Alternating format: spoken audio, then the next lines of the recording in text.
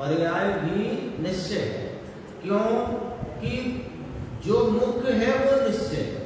जैसे शुद्धात्मा के आलम्बन से प्रवर्तित वीतराग, श्रद्धान, ज्ञान और चारित्र की परिणति ये मुख्य है, और साथ में रहा हुआ तत्वार्थ श्रद्धान, भेद रूप ज्ञान, भेद रूप श्रद्धा, बहिर्लक्षी ज्ञान और व्रतादि के परिणाम साथ में है, पर वे गौण है।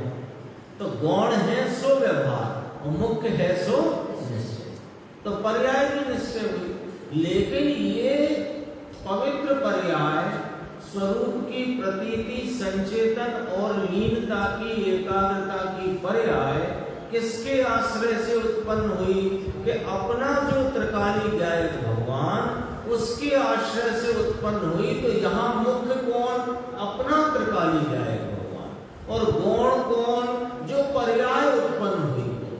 तो यहाँ निश्चय कौन हुआ कि त्रिकाली गायक भगवान निश्चय, और उसके आलम्बन में प्रगति हुई पवित्र वीतरागी सम्यक दर्शन ज्ञान चारित्र की पर्याय वो व्यवहार। ये शैली है। तो गुरुदेव का सब शैली है। फिर ये 11वीं गाथा में सबको ज्ञात है, यहाँ भी चर्चा आ गई कि पर्याय व्यवहार होने से, पर्याय क्या है? व्यवहार है ना। तो पर्याय व्यवहार है, और व्यवहार है सो अभूतार्थ है। अभूतार्थ है व्यवहार, सब ही अभूतार्थ है। 11वीं गाथा का तो मूल भाव है, व्यवहार सब ही अभूतार्थ है। और पर्याय क्या है कि वो व्यवहार है। त्रिकाली द्रव्य क्या है? अब देखो क्या किया कि साफ जो पर्याय को व्यवहार कहा और पर्याय को अभूतार्थ कहा। तो एक पंडित जी ने ऐसा अर्थ किया कि भूतकाल की जो पर्याय चली गई उसे अभूतार्थ कहा है आचार्य भगवान ने, वर्तमान को थोड़ी अभूतार्थ कहा, ऐसा अर्थ किया। क्यों? होता क्या है कि सही दृष्टिकोण और आचार्य भगवंतों का यथार्थ मंतव्य पकड़ में आता नहीं, और अपनी बुद्धि में मिथ्यात्व चल रहा है वो जाता नहीं। तो अर्थ का अनर्थ होना सहज बात है। तो जब पर्याय व्यवहार है, व्यवहार सभी अभूतार्थ है, तो पर्याय अभूतार्थ हुई ना। तो पंडित जी ने अर्थ किया कि साहब जो चली गई भूतकाल की पर्याय उसे अभूतार्थ कहो, जो पर्याय वर्तमान है उसे थोड़ी अभूतार्थ कहा, ऐसा कहा। तब गुरुदेव ने उसका उत्तर दिया। ये तो मुमुक्षु की तरफ से बात आई। गुरुदेव उत्तर देते कि व्यवहार अभूतार्थ कहा, दूसरी लाइन में फिर ऐसा कहा। पहले तो कहा व्यवहार में सभी अभूतार्थ है, फिर कहा भूतत्व द्वैसितो दु शुद्ध नयो। भूतार्थ वह शुद्ध नय है। भूतार्थ क्या है? अपना त्रिकाली सत साहिब ध्रुव गायक भगवान अनादि अनंत ऐसे का ऐसा सामान्य सदरस रूप रहने वाला टंकोत्कीर्ण विज्ञान घन स्वरूप आत्मा, ये भूतार्थ है। यह भूतार्थ सत साहिब और यही शुद्ध नय है। तो ये यहाँ पर ये बात जरा ख्याल करना कि शुद्ध नय का विषय है यह सत साहिब, यह अपना भगवान आत्मा, ये शुद्ध नय का विषय है ऐसा भी नहीं कहा। अपितु क्या कहा कि भूतार्थ सत्यार्थ भगवान पूर्णानंद सत महासत महासत वस्तु द्रव्य सत भेद से रहित अभेद सत। लो भैया बोलो साहब किसकी चर्चा चल रही है? तो मेरे गीत गाए हैं। शादी होती है ना, शादी होती है तो बहनें गीत गाती है ना सब इकट्ठे होकर के। तो घर में बनना हो क्या लड़के की शादी हो तो उसी के गीत गाएंगे ना।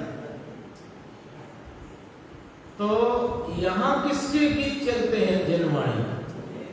ये गायक भगवान कितनी देखो गुरुदेव को अंदर से कितना उल्लास आता है, उल्लास कितना आता है। देखो एक एक शब्द, भूतार्थ, सत्यार्थ, भगवान, पूर्णानंद सत्य, महासत्य, महासत्य, वस्तु द्रव्य सत्य, भेद से रहित अभेद सत्य,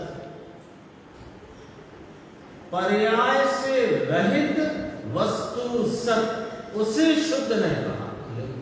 शुद्ध ने तो साहेब उस पर्याय को कहो जो इस त्रिकाली ज्ञायक को विषय बनाए, उस पर्याय को शुद्ध न कहो। न तो ज्ञान का अंश होता है ना साहेब, न की क्या परिभाषा आई आगम में, ज्ञान के अंश को न है। तो ये जो ज्ञान उपयोग की जो दशा इस त्रिकाली भूतार्थ सत्यार्थ सत्स्वरूप महान वस्तु सत्य को जो विषय करे उसको शुद्ध न कहो। पर आप तो इस ज्ञायक भगवान को ही शुद्ध न कह रहे हो, उसका क्या रहस्य है महाराज? तो कहते हैं कि शुद्ध न का विषय पहले नहीं कहा। सुनो अभी, पहले तो ऐसा कहा भूतार्थ सत्यार्थ भगवान त्रिकाली आनंद कंद प्रभु परमात्मा स्वरूप है, वह शुद्ध नहीं है, ऐसा कहा। क्यों कहा? देखो नीचे, नए और नए के विषय का भेद नहीं करके, नए और नए का विषय, विषय और विषयी, उसी को दूसरी भाषा में विषय अपना ज्ञायक भगवान और उसको लक्ष्य करने वाला विषयी जो नए है, तो विषय और विषयी को अभेद कहा, नए और नए के विषय को अभेद कहा। तो जो पर्याय इसको विषय बनाती है, अरे उस विषय को शुद्ध नहीं कहा। नए और नए के विषय का भेद नहीं करके, नए का विषय है वही नए, तो इसके पीछे कोई हेतु तो होना ही चाहिए, कोई गंभीर हेतु होना ही चाहिए, तब तो इसको ऐसा कहा। नहीं तो ये कोई अलग अलग शैलियों में कहते हो आप, हम तो उलझ जाते हैं ना भ्रांति में, भ्रम में। जब आपने पहले यह बात नए के संदर्भ में आगम में कह दी है कि ज्ञान के अंश को नए कहते हैं, और शुद्ध नए किसे कहते हैं कि ज्ञान का वह परिणाम जो अपने त्रिकाली ज्ञायक शुद्ध पूर्णानंद इस पवित्र वस्तु को विषय बनाए, उस ज्ञान की पर्याय को शुद्ध नए कहते हैं। फिर आपने नए और नए के विषय का भेद क्यों मिटा दिया? जो इस भूतार्थ सत साहिब को ही आपने शुद्ध नए कहा।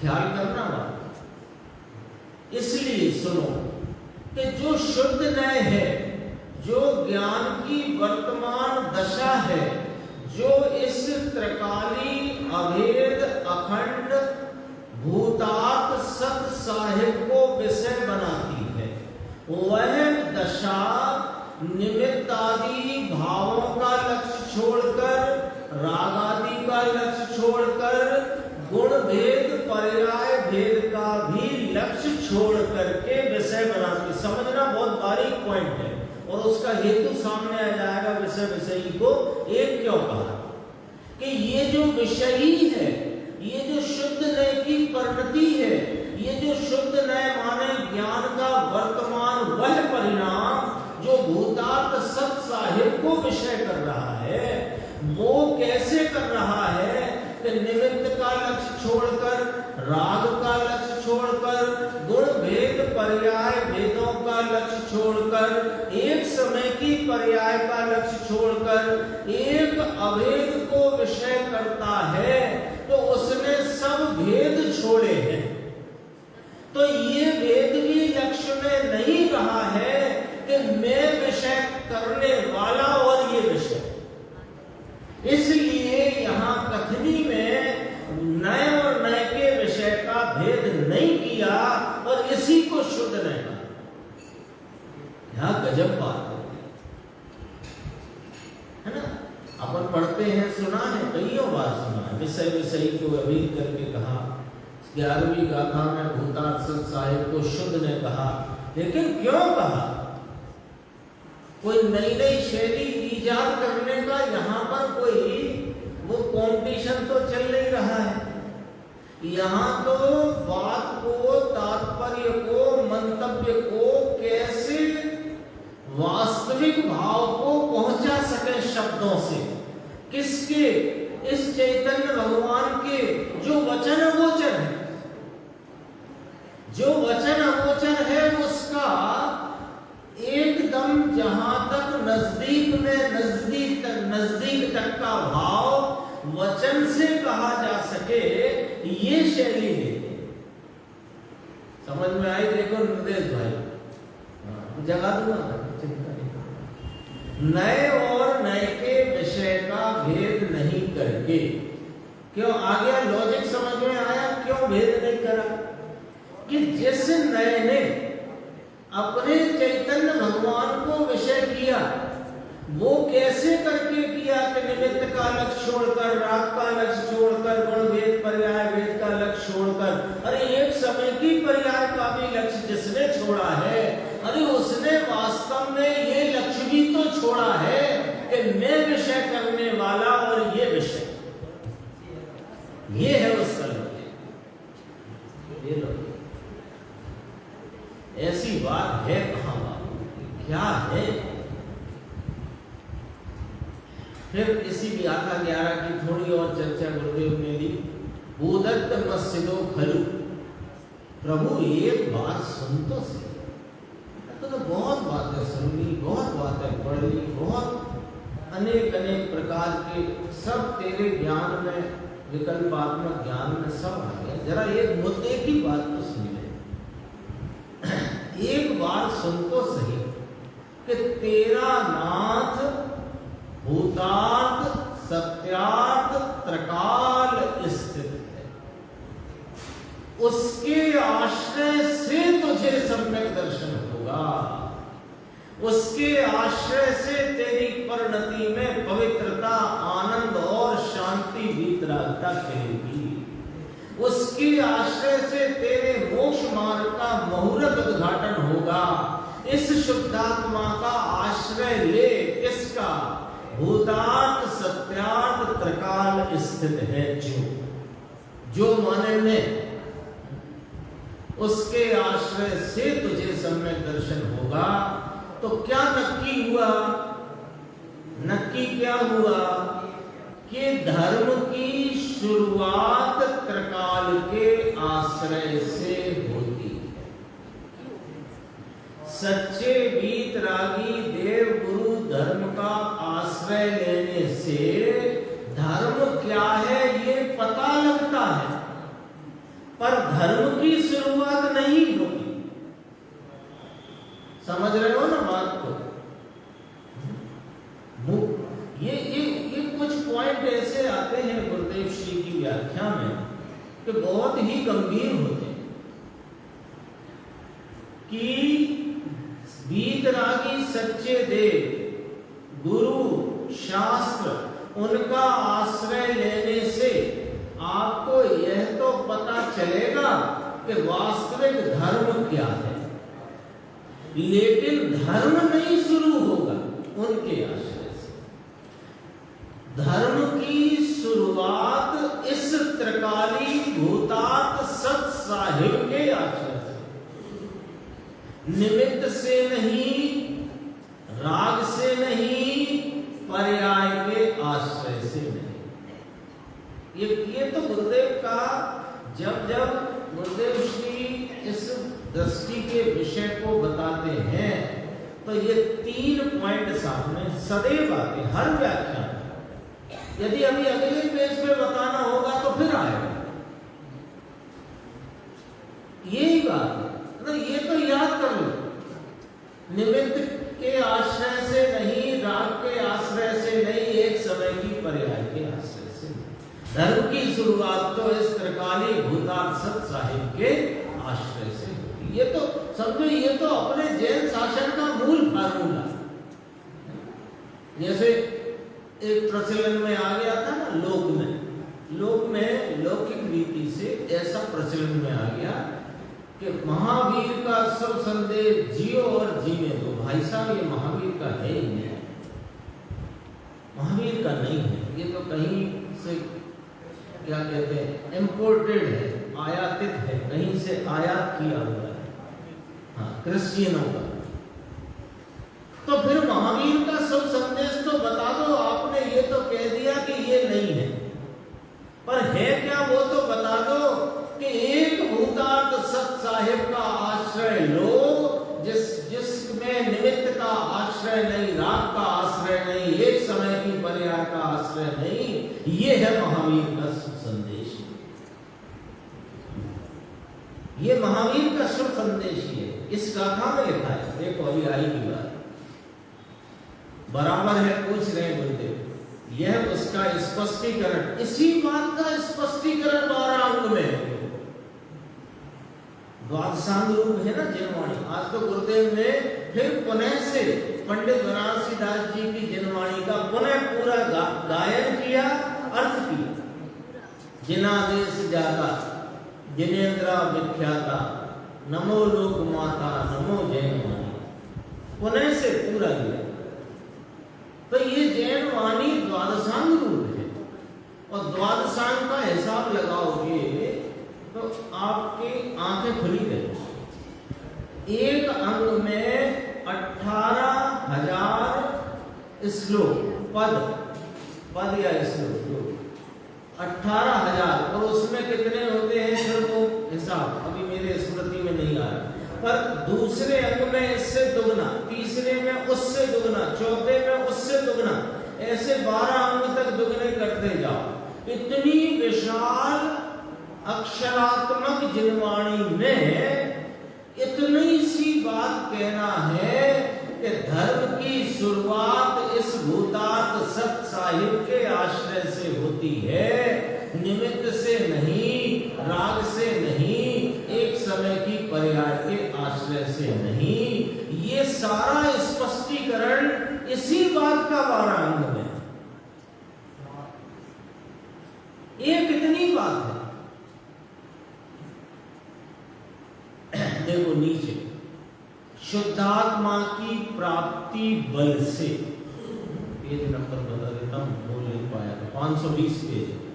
शुद्धात्मा की प्राप्ति बल से रागादिक का नाश कर। निर्वाण की प्राप्ति क्यों नहीं है? अभी संसार चल रहा है ना। संसार क्यों चल रहा है? क्योंकि यह जीव अपने स्वरूप से संसरित नाम चित्त है। तो चित्त होकर क्या कर रहा है कि परिणति में रागादिक भावों में प्रवृत्त है। तो रागादिक का नाश हो जाए तो फिर क्या होगा कि इसकी मलिनता का, सर्व मलिनता का नाश होकर परिणति में पूर्ण निर्मलता प्रकट हो जाएगी, जिसका नाम मोक्ष है, निर्वाण है। तो कैसे करें साहब रागादिक का नाश? आप एक हमें लिस्ट बनवा दो राग की, तो हम एक एक करके मिटाते चले जाएंगे। तो जितना जीवन बचा है 10-20 साल 25 साल उसमें करेंगे कोशिश एक एक राग रोज मिटाने की। तो भाई वो विधि नहीं, विधि तो तुम्हें 25 साल की जरूरत नहीं, 20 की नहीं, 5 की नहीं, एक समय की जरूरत है। एक समय में जो बाहर दौड़ती पर्याय है उसका मुख जो स्वरूप की सन्मुख हुआ और रागादिक का नाश हुआ।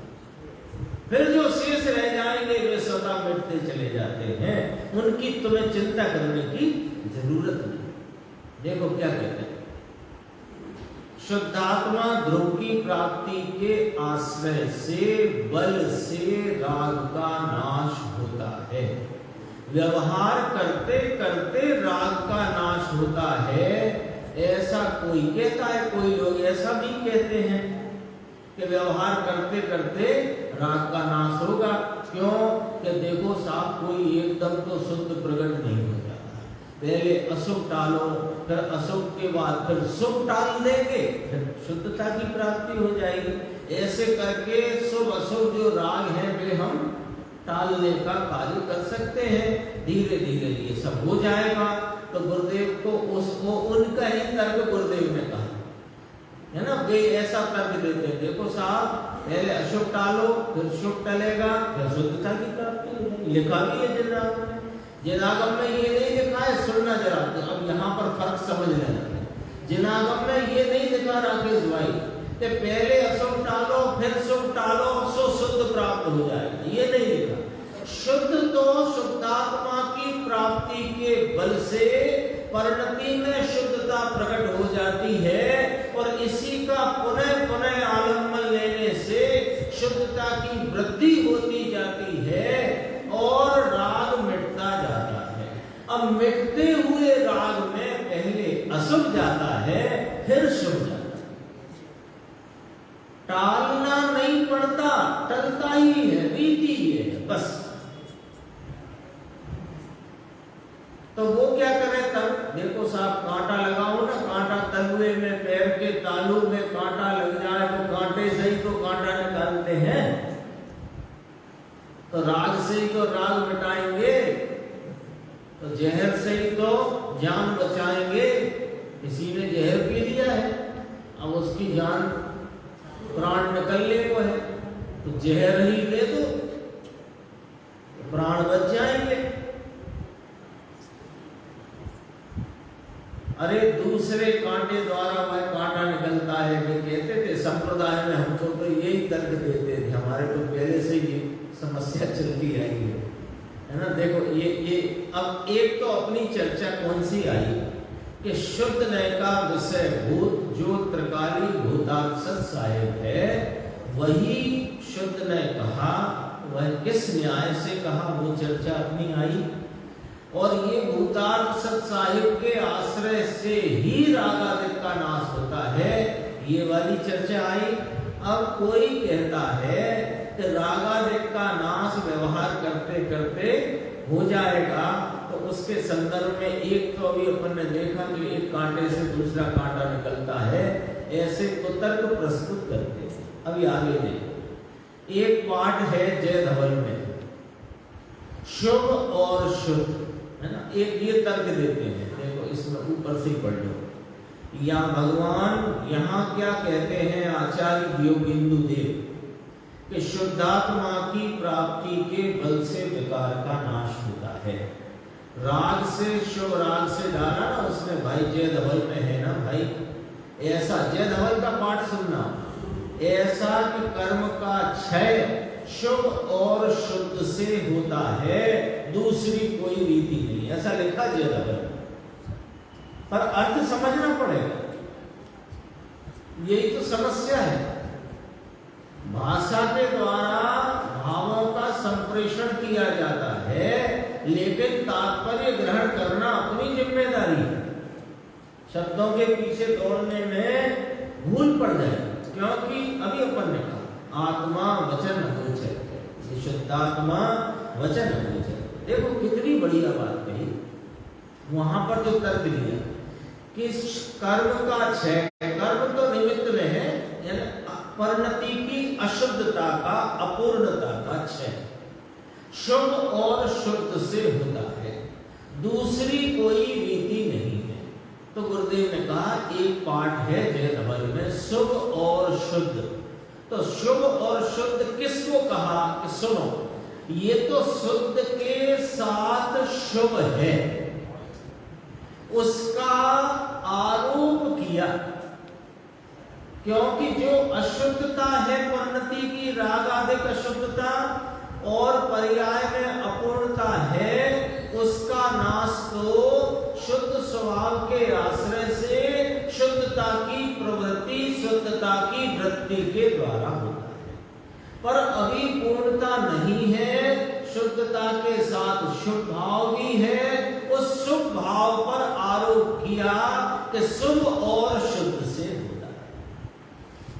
आगे बात ख्याल, यदि ये शुभ से होने की बात कही होती तो फिर शुद्ध लिखते ही नहीं, शुभ से ही हो जाता है। ऐसा लिखते, या जय धवल में ऐसा लिख सकते थे कि शुभ करते करते शुद्धता की प्राप्ति करके फिर नाश हो जाता है मलिनता का, ऐसा भी नहीं लिखा है। शुभ और शुद्ध, उसकी और खुलासा लेंगे। जैसे यह निश्चय सम्यक दर्शन वाले को विकल्प में व्यवहार संकेत का सहकार निमित्त देखकर आरोप किया। कैसे किया है? जिसने अपनी वर्तमान उपयोग आदि गुणों की, ज्ञानादि गुणों की दिशा अपनी स्वयं सन्मुखता रूप करी है, उसने स्वरूप का आश्रय लिया है, तो उसकी परिणति में शुद्धात्म तत्व की आपरूपता की प्रतीति, शुद्धात्म तत्व के आनंद आदि भावों का संचेतन और उसमें एकाग्रता का परिणमन हुआ है।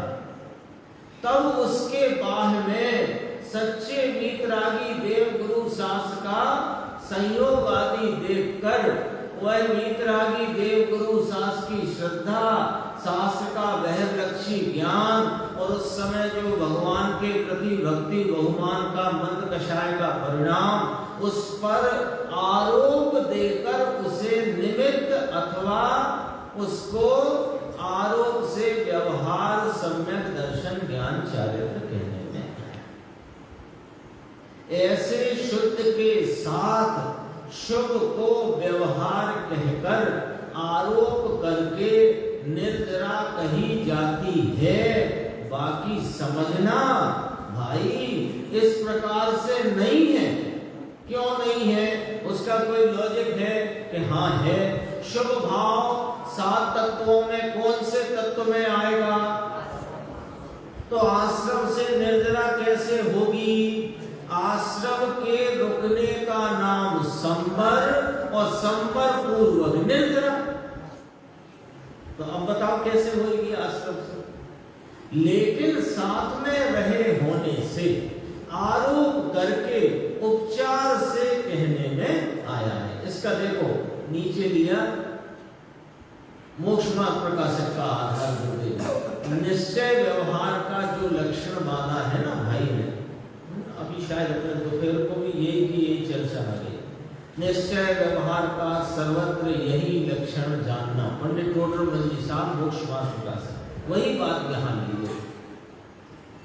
निश्चय व्यवहार का जो लक्षण बांधा है ना भाई ने मोक्ष मार्ग प्रकाशक में, बहुत अलौकिक कि मध्यस्थ होना चाहिए। सुनो, पंडितों का कथन हो तो क्या, ये टोडरमल जी साहब पंडित थे ना, गृहस्थ पंडित, लेकिन आचार्य कल्प,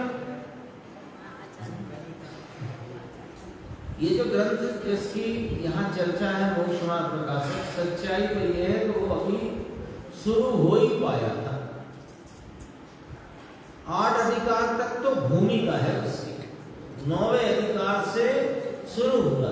ये अपन कैसे कह सकते हैं? देखो ऐसे कह सकते हैं कि जो पहले अधिकार में चर्चा आई, कुछ तीसरे अधिकार की चर्चा आई, वो भी 9वें अधिकार में आई।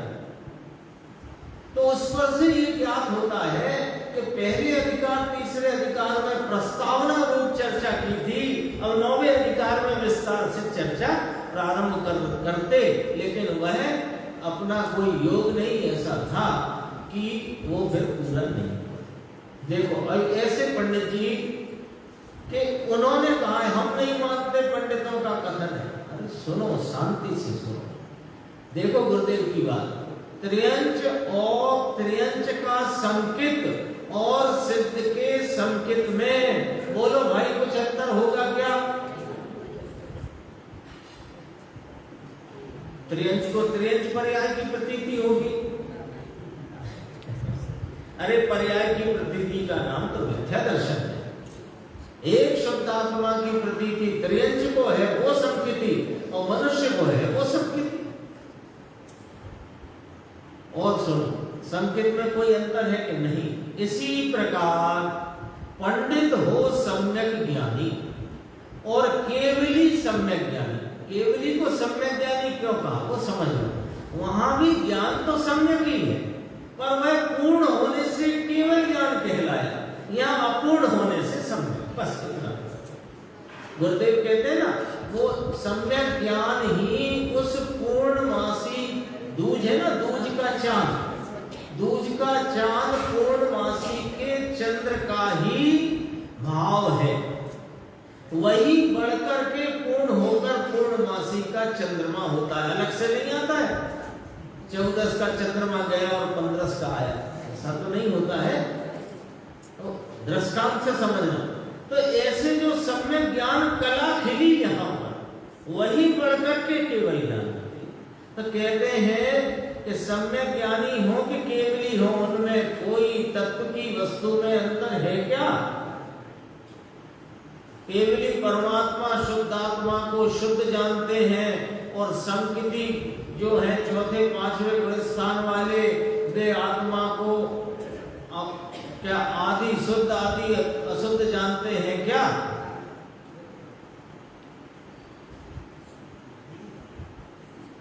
अरे चौथे गुण स्थान वाले पांचवे गुण स्थान वाले गृहस्थ संकिति भी अपने को परिपूर्ण देखते, अनुभवते और प्रतीति रखते। ऐसे ही केवल ज्ञानी अपने को पूर्ण देखते हैं, पूर्ण जानते हैं, पूर्ण प्रतीति।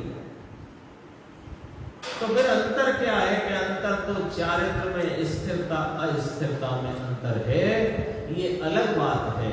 वस्तु की दृष्टि और ज्ञान है वह तो एक ही प्रकार का है, चाहे तो संकिति कहे और चाहे तो केवल ज्ञानी कहे, कोई इसमें फर्क नहीं पड़ता, कोई फर्क नहीं पड़ता। ये आत्मा की बात, ये अनात्मा की बात, सात तत्व की बात, छह द्रव्य की बात। बताओ छह द्रव्य सात तत्व में क्या बाकी रहता?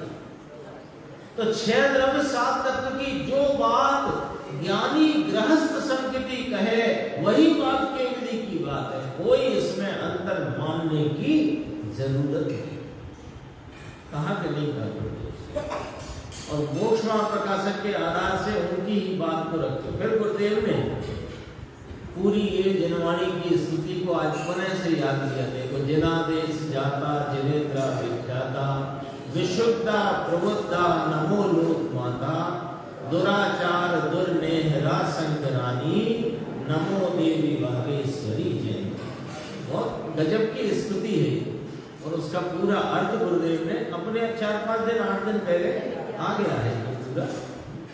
अंत में कहा ना, गुरुदेव खुश हो गए एकदम। चिदानंद भूपाल की राजधानी, नमो देवी बागेश्वरी जय।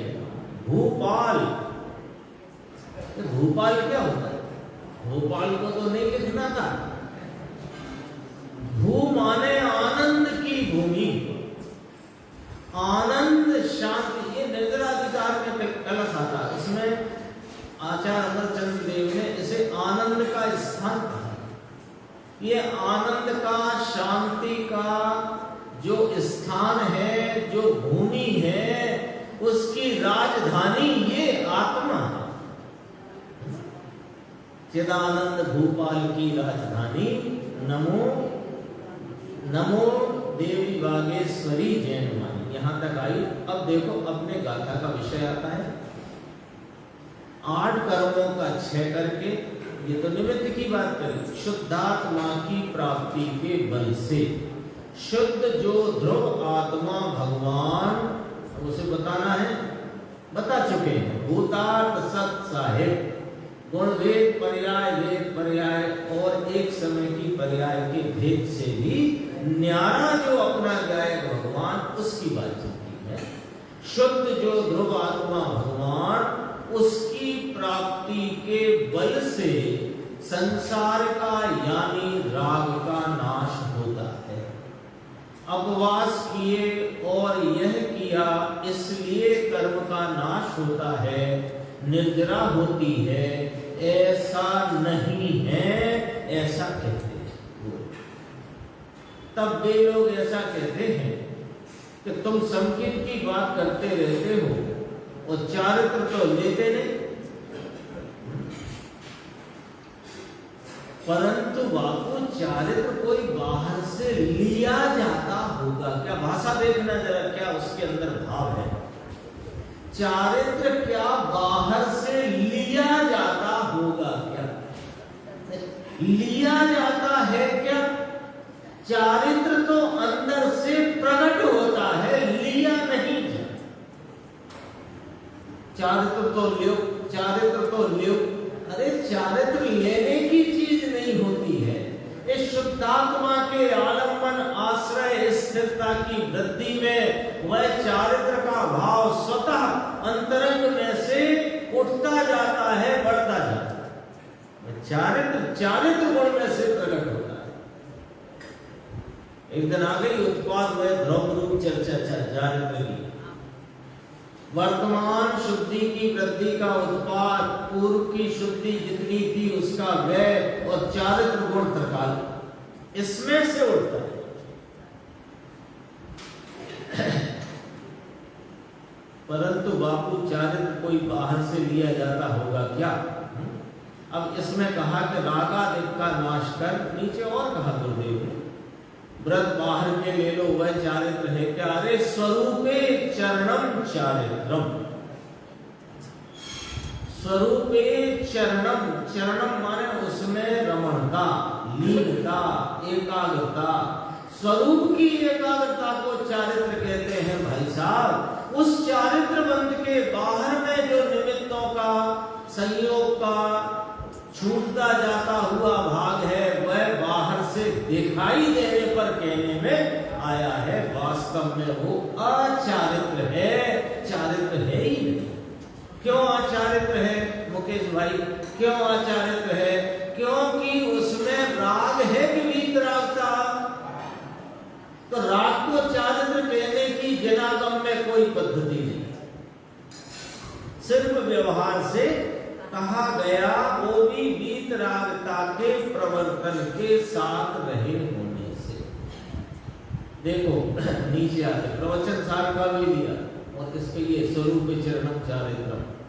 अब कहते हैं कि कैसा है वह निर्वाण। निर्वाण कैसे होगा? ये चर्चा इस गाथा में आई ना। क्या बात आई कि शुद्धात्मा के बल से रागादिक का नाश करके तू निर्वाण को जा माने निर्वाण को पा, जा माने निर्वाण रूपी दशा को प्राप्त करो। ये कहा रागादिक का नाश कर निर्वाण को जा, निर्वाण जाए ऐसा कहते हैं आचार्य, यानी संसार छोड़ दे। संसार माने क्या? मिथ्यात्व और राग देश, वह संसार है। फिर देखो कैसा है वह निर्वाण। निर्वाण को प्राप्त करो, निर्वाण को प्राप्त करो, निर्वाण को प्राप्त करना चाहिए। सिद्ध भाव, सिद्ध दशा हमें कब प्राप्त हो? पर है क्या वो? है क्या? देखो कैसा है वह निर्वाण। बड़े गजब की बात है। जो निज स्वरूप की प्राप्ति, वही जिसका स्वरूप है वह निर्वाण है। निज स्वरूप की प्राप्ति, पर्याय में निज स्वरूप की परिपूर्ण प्रकटता, व्यक्तता, वह जिसका स्वरूप है, वही जिसका स्वरूप है, उसे निर्वाण कहते हैं, उसे सिद्धत्व कहते हैं, उसे आत्मा की परिपूर्ण लाभ की दशा कहते हैं, उसे ही मोक्ष कहते हैं। देखो निर्वाण की व्याख्या की। जो निज स्वरूप की प्राप्ति स्वयं जैसा है, देखो स्वयं जैसा है वैसी पर्याय में प्राप्ति, अर्थात निज स्वरूप की प्राप्ति, उसका नाम निर्वाण है। क्या क्या कह दिया यहां पर? स्वयं जैसा। स्वयं कौन है? ये मनुष्य है कि देव है कि त्रेंच है कि नारकी है? ये स्वयं है कौन? कि ये तो भूतार्थ सत्ता है। ज्ञानानंद चिदानंद भोपाल की राजधानी है। तो ऐसा यह चिदानंद, यह ज्ञानानंद, ज्ञान आदि अनंत गुणों की अनंत बेहद अपरिमित सामर्थ्य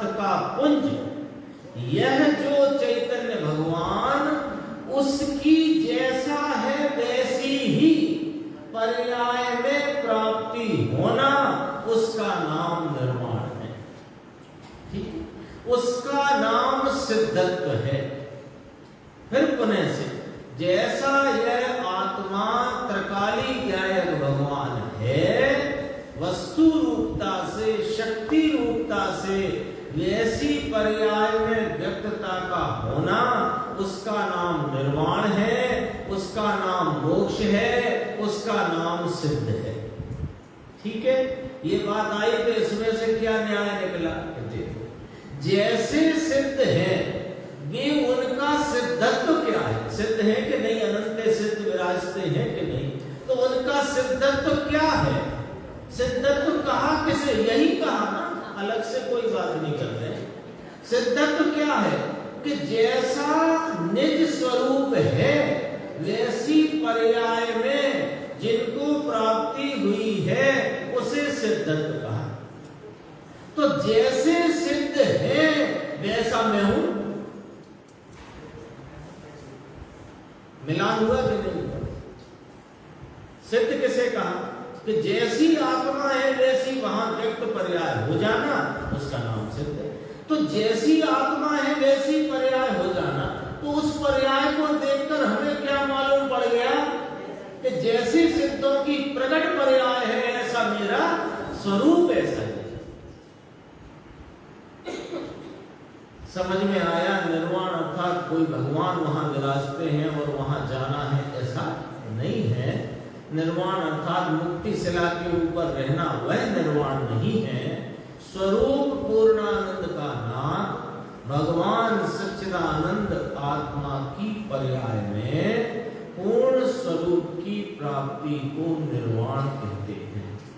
और जो कि सब में श्रेष्ठ है, निर्वाण तो सब में श्रेष्ठ है। अकेला निर्वाण शीतलीभूत स्वरूप उपसम रस की परिणति पूर्ण, अकषाय वीतरागी परिणति पूर्ण, वह सर्वश्रेष्ठ, सर्व में श्रेष्ठ है। ये 119 की चर्चा हुई। 120 गाथा पर पढ़ते। जीर्ण मृत्यु विदुखड़ा सहन न सकहि जोई, चौगई दुखम कारणहि, कम मई गुणहि किम तोई। यदि अत्यल्प दुखों को भी तू सहन न कर सकता रे जी, तो फिर चौगत दुख के कारण क्यों करता है कर्म सदैव। ये न्याय लिया यहाँ पर कि जो थोड़े दुख भी सहने को तुम असमर्थ हो, जो थोड़ा भी दुख तुमसे सहन नहीं हो पाता है, तो फिर ऐसे काम ही क्यों करते हो कि जन्मों से अनंत काल तक तुम उन दुखों को भोगते हो? ऐसे काम ही क्यों करते हो? जब तुमसे एक छोटा दुख भी सहन नहीं किया जाता, एक बुखार बढ़कर के 102, 103 डिग्री हो जाए तो तुम बेचैन हो जाते हो, है ना? हार्ट की गति जरा 50-55 रह जाए कि 130-40 हो जाए तो घबराहट, बेचैनी। तो जब तुमसे इतना सा एक कांटा चुभ जाए, अभी यहाँ से कांटा तो बड़ी चीज, कंकड़ लग जाए, तो तुमसे सहन नहीं होता, तो तुम ऐसे काम कर ही क्यों रहे हो कि जिनका फल ऐसा ही ऐसा आता है? मत करो वे काम। ऐसी शिक्षा यहाँ पर देते हैं। तो मन में आ, हे मूढ़ जी, मूढ़ क्यों कहा? मूढ़ क्यों कहा? कि जिस काम में व्यापार करते हैं ना, अपन लोग व्यापारी, तो व्यापार करते हैं, जिस व्यापार में नुकसान हो रहा हो और वही व्यापार करे जाए तो उसे होशियार कहोगे कि मूर्ख। यही वाली रीति से यहाँ मूर्ख का वही का वही करे जा रहे हैं।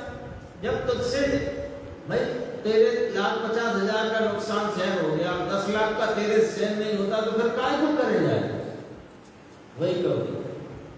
हे मूढ़ जी, तू परमाणु मात्र माने थोड़े भी दुख को सहने को समर्थ नहीं है, तो देख, तो फिर 4 गतियों के दुख के कर्म को निमित्त में उपार्जित होने वाले भाव से कथन किए। तू तो राग द्वेषादि जो विकारी भाव है उन्हें क्यों करता है? क्योंकि कर्म कोई आकर चिपक नहीं जाते, वे तो आते भी नहीं आत्मा में, तो कर्म कर्म में रहता है। लेकिन तेरे रागादि भावों से विशिष्ट अवगाह रूप से वहां पर एक क्षेत्र रहता है अपनी स्थिति और विपाक नाम अनुभाव को लेकर। तो वो सब संसार की व्यवस्था है, वो चर्चा अभी यहाँ नहीं, सबको पता है। अपन तो ये है कि ये तुम रागादि विकारी भावों में क्यों लगे हुए हो जबकि तुमसे एक दुख सहन नहीं होता। तो ये चार गति में लुढ़काने भटकाने वाले इन कर्मों को नाम रागादि विकारी भावों को क्यों करते हो? भावार्थ एकदम संक्षिप्त है। परमात्मा की भावना से उत्पन्न तत्व रूप वीतराग नित्यानंद एक परम स्वभाव उससे भिन्न, भाई वो त्रिपटी बात।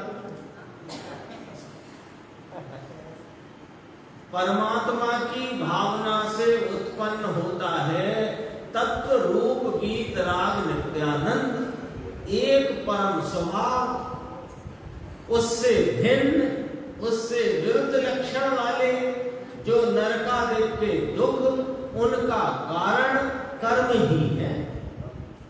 कर्म नाम उपार्जित कर्म पर आरोप किया निमित्त तरीके वास्तव में तेरी परिणति में इस वीतराग नित्यानंद से भिन्न जो रागादिक भाव हैं वे दुख को देने वाले कारण रूप हैं। आश्रम में आ गया ना, आश्रम के चार बोल है, असुचि है, विपरीत है, दुख रूप है, दुख के कारण।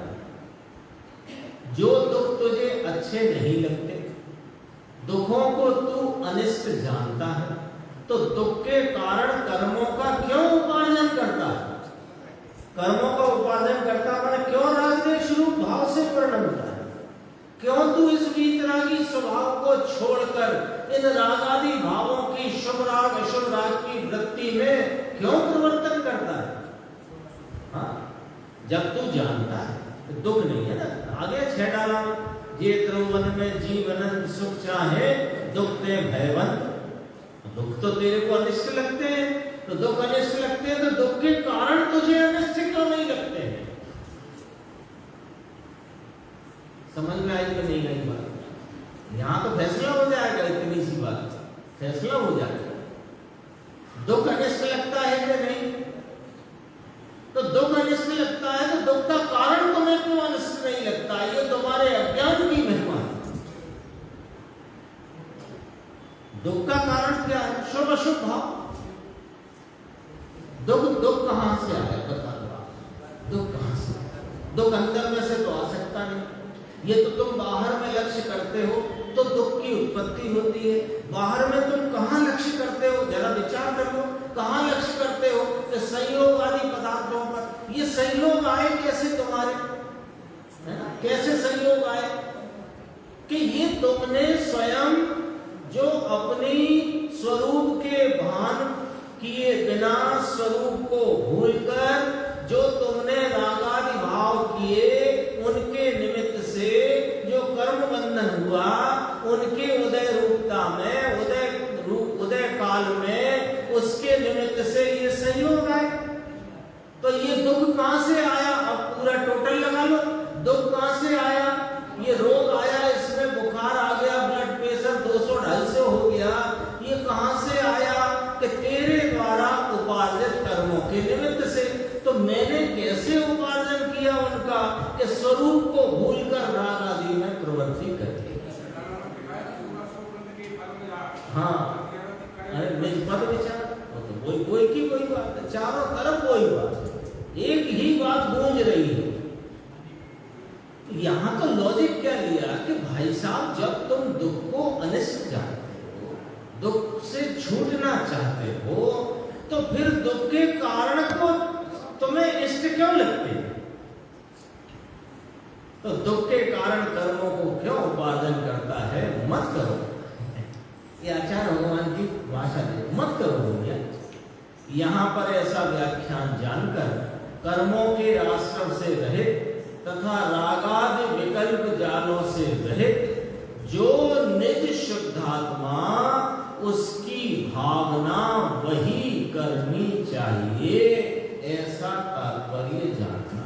मैंने 6 डाला का जो भाई साहब ने याद दिलाया अभी, और अपन ने भी ये याद किया, जे द्रव्यन में जीव अनंत सुख है, दुख है भयवंत, तो उसके लिए डायरेक्ट जोड़ दिया कि दुख से छूटना चाहते हो तो दुख के कारण से छूटो।